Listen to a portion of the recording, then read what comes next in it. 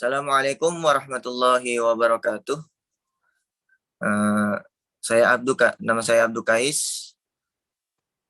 NIM saya 060 25 19 001.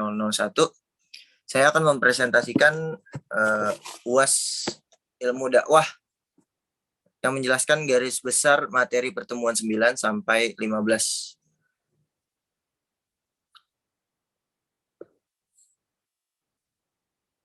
Yang pertama itu ada mitra dakwah. Ditinjau dari segi bahasa dakwah dakwah berasal dari bahasa Arab, yaitu dakwah. Dakwah mempunyai 3 huruf besar dasar, yaitu dal, ain, dan waw mad'u atau mitra dakwah. Mad'u yaitu manusia yang menjadi sasaran dakwah atau manusia penerima dakwah, baik secara individu maupun sebagai kelompok, baik manusia yang beragama Islam maupun tidak, atau dengan kata lain manusia secara keseluruhan. Yang kedua ada pesan dakwah. Pesan dakwah adalah segala sesuatu yang harus disampaikan oleh subjek kepada objek dakwah, yaitu keseluruhan ajaran Islam yang ada dalam kitabullah maupun dalam sunnah rasulnya. Artinya para da'i sebagai pelaku dakwah memberi contoh atau teladan agar dapat diikuti oleh masyarakat. Terus ada, dengan demikian dapat dirumuskan bahwa dakwah ialah mempengaruhi orang lain agar bersikap dan bertingkah laku seperti apa yang diserukan oleh dai. Islam menegaskan setiap muslim sesungguhnya adalah juru dakwah yang mengemban tugas untuk menjadi teladan moral di tengah masyarakat. Sumber dakwah itu yang pertama ada Al-Quran, hadis Nabi, terus pendapat para sahabat, terus yang terakhir ada pendapat para ulama. Selanjutnya ada metode dakwah. Terdapat beberapa metode dakwah. Yang pertama itu dakwah fardiyah, merupakan metode dakwah yang dilakukan seorang kepada orang lain, atau satu orang, atau kepada beberapa orang dalam jumlah yang kecil dan terbatas.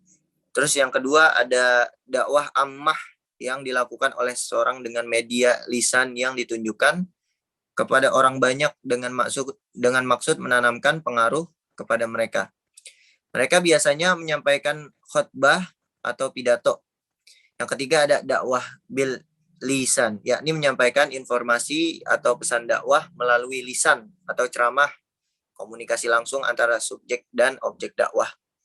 Yang keempat ada dakwah bil hal, dengan mengedepankan perbuatan nyata.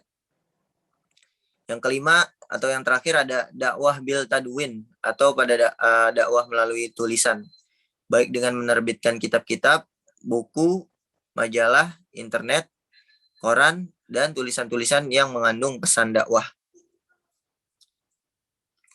Terus selanjutnya ada media dakwah. Media dakwah yang itu internet.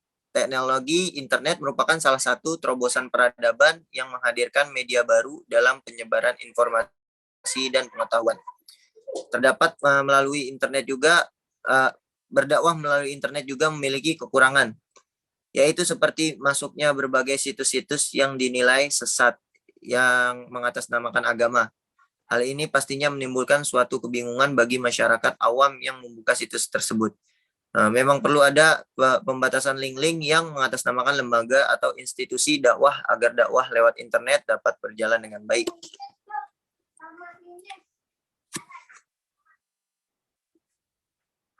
Terus ada keunggulan berdakwah dalam internet. Sudah jelas banyak keuntungan yang didapatkan ketika seorang juru dakwah berdakwah melalui internet. Seperti yang kita tahu, saat ini kebutuhan manusia akan informasi sudah menjadi suatu kebutuhan pokok. Orang-orang disibukkan dengan rutinitas kesehariannya sehingga tidak sempat menonton atau membaca berita lewat televisi atau koran. Sehingga mereka menggunakan alternatif untuk dapat mengakses informasi lewat internet. Dengan kemudahan itu, maka saat ini informasi bisa didapatkan tanpa harus terikat ruang dan waktu. Terus ada logistik dakwah. Logistik dakwah ialah hal-hal yang mendukung proses penyelenggaraan dakwah. Sumber logistik dakwah. Yang pertama ada infak. Infak adalah mengeluarkan harta yang mencakup zakat dan non-zakat. Infak ada yang sunnah dan ada pula yang wajib. Yang dimaksud infak wajib ialah zakat, kafarat, dan lain-lain.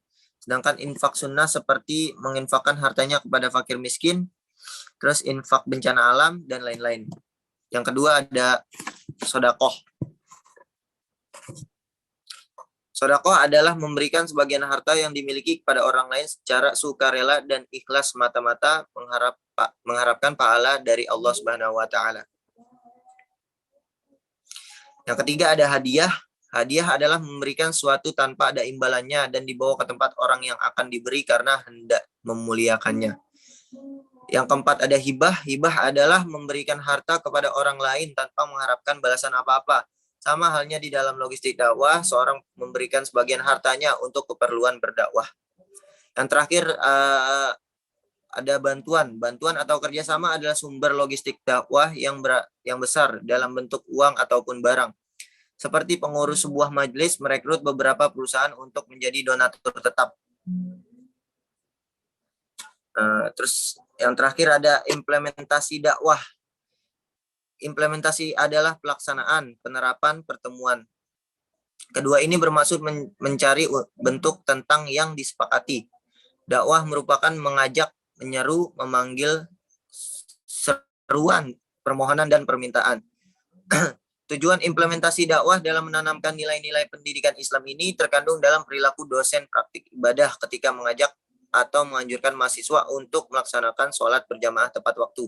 Bimbingan baca tulis Al-Quran lengkap dengan penafsirannya serta sungguh-sungguh dan bimbingan tahfidz minimal 1 juz.